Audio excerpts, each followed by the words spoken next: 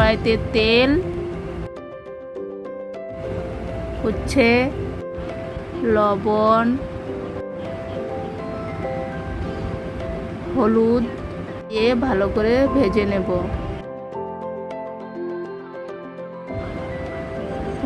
উচ্ছেগুলো ভাজা হয়ে গেছে, তুলে নেব। তেলে শুকনো লঙ্কা, 5 ফোড়ন,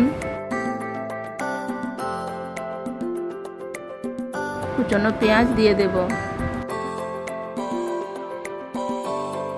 কিছু সময় নেড়ে সরষে বাটাটা দিয়ে দেব।